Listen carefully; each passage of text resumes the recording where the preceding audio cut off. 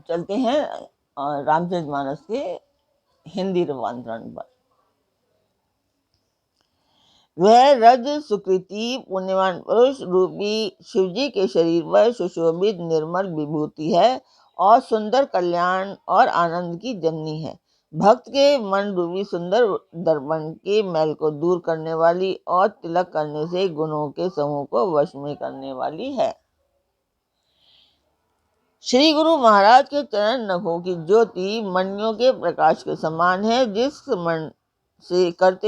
स्मरण करते ही हृदय में दिव्य दृष्टि उत्पन्न हो जाती है। वह प्रकाश अज्ञान रूपी अंधकार का नाश करने वाला है।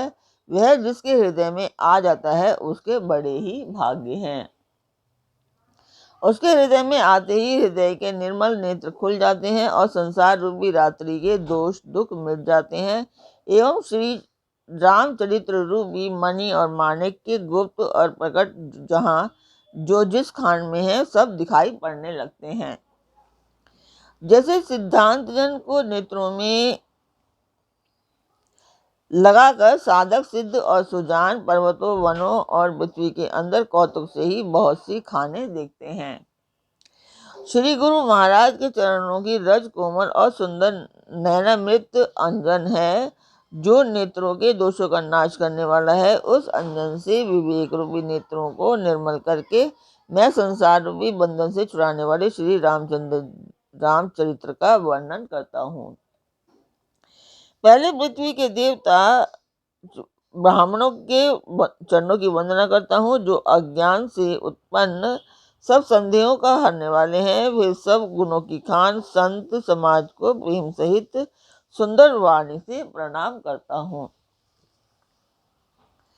संतों का चरित्र कपास के चरित्र जीवन के समान शुभ है, जिसका फल नीरस विशद और गुणमय होता है।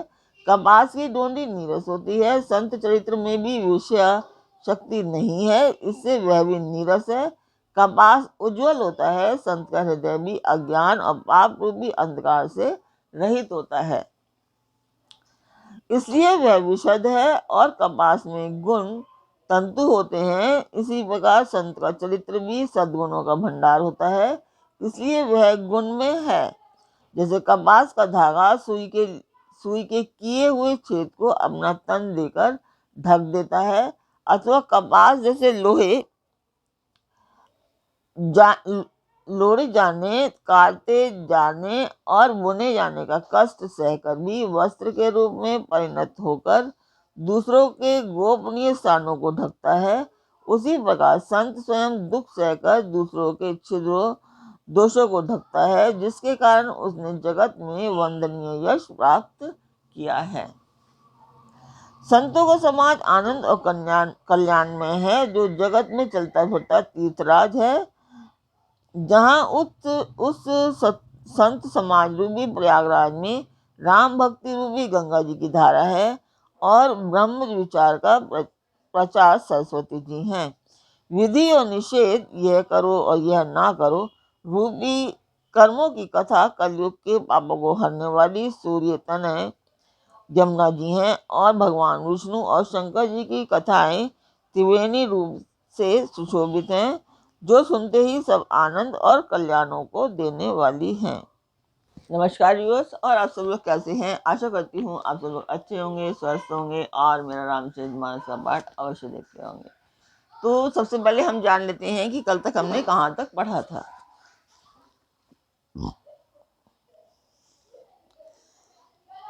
तो सबसे कल था कि हे गरुड़, तुम मुझे रास्ते में मिली हो, या राह चलते मैं तुम्हें किस प्रकार समझाऊं सब संदेहों का तो तभी नाश हो जब दीर्घ काल तक सत्संग किया जाए और वहाँ सत्संग में सुंदर हरि कथा सुनी जाए, जिससे मुनियों ने अनेकों प्रकार सिखाया है और जिसके आदि मध्य और अंत में भगवान श्री रामचंद्र जी ही प्रतिपाद्य प्रभु हैं।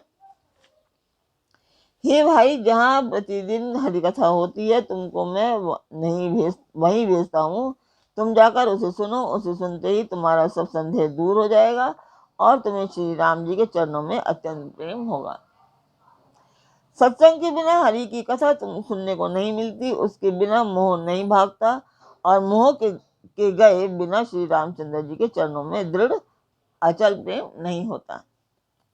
बिना प्रेम के केवल योग, तप, ज्ञान और वैराग्य आदि के करने से श्री रघुनाथ जी नहीं मिलते।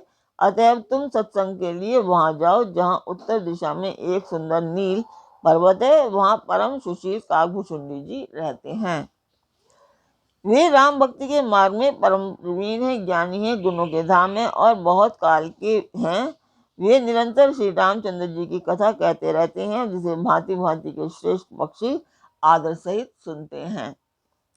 वहां जाकर श्री हरि के गुण समूह को सुनो, उनके सुनने से मोह उत्पन्न, तुम्हारा दुख दूर हो जाएगा। मैंने उसे जब सब समझाकर कहा तब वह मेरे चरणों में सिर नवाकर हर्षित होकर के चला गया। हे उमा, मैंने उसको इसलिए नहीं समझाया कि मैं श्री रघुनाथ जी की कृपा से उसका मर्म भेद जा पा गया था। उसने कभी अभिमान किया होगा जिसको कृपानिधान श्री राम जी नष्ट करना चाहते हैं। तो कल तक यहीं पर था। ये पाठ मैं कर रही हूँ, एक शुभ कार्य है, ये मंदिर के लिए है, तो उस मंदिर की मैं वीडियो डालती हूँ। आप देखिए और मुझे बताएं कि आपको मेरा पाठ कैसा लगता है और जो कमियां हो वो भी बताएं ताकि मैं उसे सुधार पाऊँ।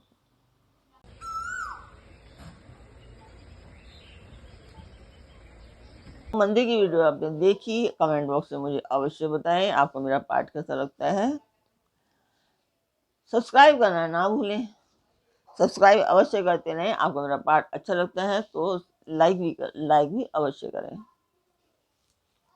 तो कहिए श्री रामचंद्र जी की जय। तो आज का पाठ शुरू करते हैं। स्वागत करती हूँ मैं आप सभी का अपने इस कार्यक्रम रामचरितमानस के उत्तराखंड पाठ में। कछुते ही मैं नहीं राका समुझई खग खगही के भाषा। प्रभु माया बलवंत भवानी जाई नामो कवन अस ज्ञानी। फिर कुछ इस कारण भी मैंने उसको अपने पास नहीं रखा कि पक्षी पक्षी की ही बोली समझते हैं। हे भवानी, प्रभु की माया बड़ी ही बलवती है, ऐसा कौन ज्ञानी है जिसे वह न मोह ले। ज्ञानी भगत शिरोमणि त्रिभुवनपति कर जान, ताही मोह माया नर पावर करही गुमान। जो ज्ञानियों में और भक्तों में शिरोमणि है एवं त्रिभुवनपति भगवान के वाहन है, उन गरुड़ को भी माया ने मोह लिया। फिर भी नीच मनुष्य मूर्खतावश घमंड किया करते हैं। तो मासवरण का ये 27वां विश्राम खत्म हो गया है, 28वां विश्राम शुरू हो गया। शिव विरंची कहूँ मोहई को है बपुरान, अर्जिए जानी भजई मुनि मायापति भगवान। यह माया जब शिव जी और ब्रह्मा जी को भी मोह लेती है तब दूसरा बेचारा क्या चीज है। जी में ऐसा जानकर ही मुनि लोग उस माया के स्वामी भगवान का भजन करते हैं। गया गरुड़ जहाँ बसई सुंडा, मति अकुंठ हरि भगति अखंडा। देख सैल प्रसन्न मन भयऊ, महामोह सोच सब गयऊ। गरुड़ जी वहां गए जहाँ निर्वाध बुद्धि और पूर्ण भक्ति वाले काकभूषुंडी जी बसते थे। उस पर्वत को देखकर उसका मन प्रसन्न हो गया और उसके दर्शन से ही सब माया मोह और सोच जाता रहा। करी तड़ाग मज्जन जल पाना, बट तर गयऊ हृदय हर्षाना। विहंग तह आए, सुनि राम के चरित सुहाए। तालाब में स्नान और जलपान करके वे प्रसन्न चित्त से वट वृक्ष के नीचे गए जहाँ वहां श्री राम जी के सुंदर चरित्र सुनने के लिए बूढ़े बूढ़े पक्षी आए हुए थे। कथा आरंभ करे सो ही चाहा, तेई समय गयऊ खग नाहा। आवत देख सकल खग राजा, हर्ष वाय सहित समाजा। भुषुंडी जी कथा आरंभ करना ही चाहते थे कि उसी समय पक्षीराज गरुड़ जी वहां जा पहुंचे। पक्षियों के राजा गरुड़ जी को आते देखकर काकभूषुंडी जी सहित सारा पक्षी समाज हर्षित हुआ। अति आदर खगपति कर कीना, स्वागत पूछ सुआसन दीना। करी पूजा समेत अनुरागा, मधुर वचन तब बोले कागा। उन्होंने पक्षीराज गरुड़ जी का बहुत ही आदर सत्कार किया और कुशल पूछकर बैठने के लिए सुंदर आसन दिया। फिर प्रेम सहित पूजा करके काकभूषुंडी जी मधुर वचन बोले। नाथ कृतारथ भयउ मैं तब दर्शन खगराज, आयसु देहु सो करो अब प्रभु आयसु के ही काज। हे नाथ, हे बख्शीराज, आपके दर्शन से मैं कृतार्थ हो गया। आप जो आज्ञा दें मैं अब वही करूं। हे प्रभु, आप किस कार्य के लिए आए हैं? सदा कृतार्थ रूप तुम्हें कह मृदु वचन खगेश, जेहि के स्तुति सादर निज मुख की न महेश।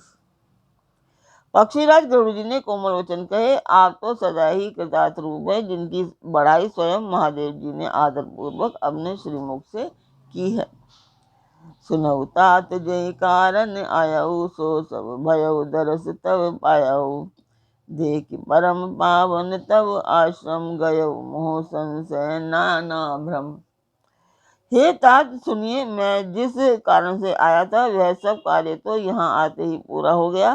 फिर आपके दर्शन भी प्राप्त हो गए। आपका परम पवित्र आश्रम देखकर मेरा मोह, संदेह और अनेक प्रकार के भ्रम सब जाते रहे। अब श्री राम कथा अति पावनी, सदा सुखद दुख पुंज नसावनी। सादर तात सुना बहु मोहि, बार बार बिन बहु प्रभु तोहि।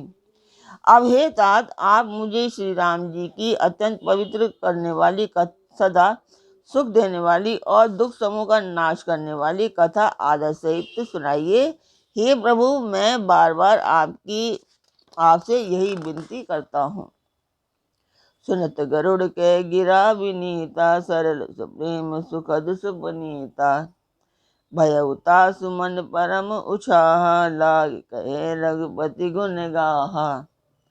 गरुड़ जी की विनम्र, सरल, सुंदर, प्रेम युक्त, सुखप्रद और अत्यंत पवित्र वाणी सुनते ही भुषुंडी जी के मन में परम उत्साह हुआ और वे श्री रघुनाथ जी के गुणों की कथा कहने लगे।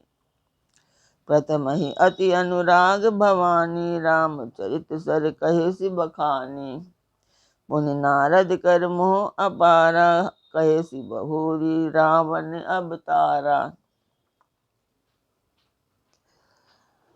हे भवानी, पहले तो उन्होंने बड़े ही प्रेम से रामचरितमानस सरोवर का रूपक समझाकर कहा, फिर नारद जी का अपार मोह और फिर रावण का अवतार कहा। प्रभु अवतार का कथा पुनि गाई, तब शिशु चरित कहे सि मन लाई। फिर प्रभु के अवतार की कथा वर्णन की, तदंतर मन लगाकर श्री राम जी की बाल लीलाएं कही।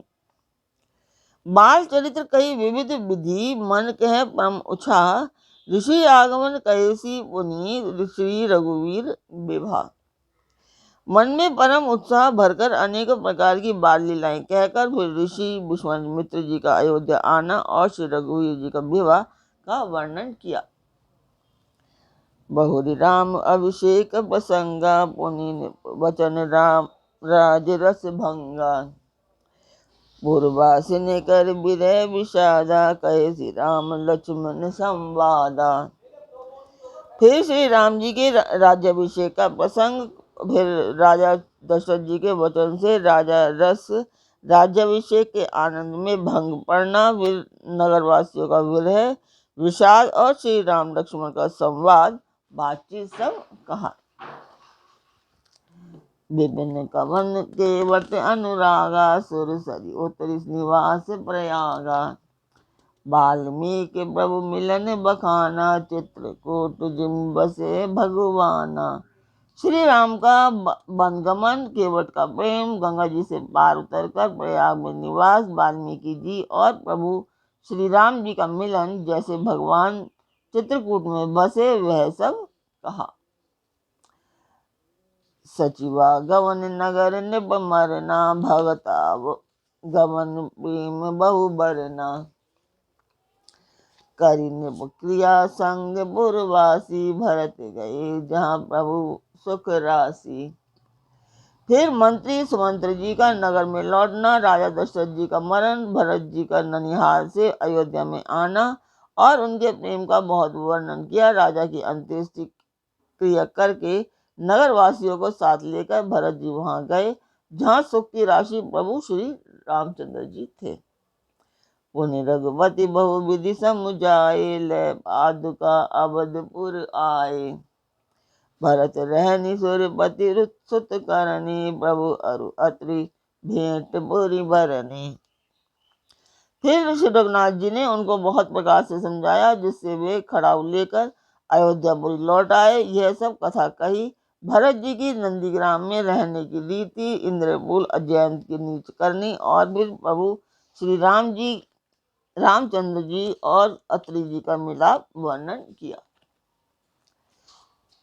कही विराज बद जेहि विधि, देह तजी सरभंग, बरनी सुति क्षण प्रीति पुनि, प्रभु अगस्ती सत्संग। जिस प्रकार विराट का वध हुआ और शरभंग जी ने शरीर त्याग दिया, वह प्रसंग कहकर फिर सुतीक्ष्ण जी का प्रेम वर्णन करके प्रभु और अगस्त जी का सत्संग वृतांत कहा। कही दंडक वन पावन ताई, गीत मैत्री पुनि तेहि गाई। पुनि प्रभु पंचवटी कृतवासा, भंज सकल मुनि की त्रासा।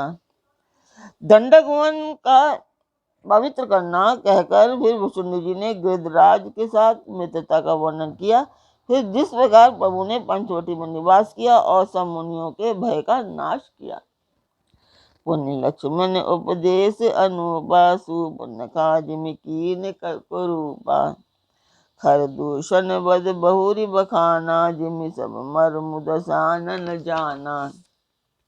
और फिर जिस लक्ष्मण जी को अनुपम उपदेश दिया और सुपर्णखा को कुरूप किया, वह सब वर्णन किया। फिर खरदूषण वध और जिस प्रकार रावण ने सब समाचार जाना, वह बखान कर कहा। तो आज का पाठ हम यहीं पर पूर्ण करते हैं। कल फिर मिलेंगे एक नए पाठ में। तब तक आप मेरा चैनल सब्सक्राइब करना ना भूलें और साथ ही शेयर भी करें। और आपको मेरा पाठ अच्छा लगता है तो उसको लाइक करना बिल्कुल ना भूलें। तो कल फिर मिलते हैं एक नए पाठ में, एक नई उमंग, एक नई तरंग के साथ। तब तक के लिए जय सिया राम।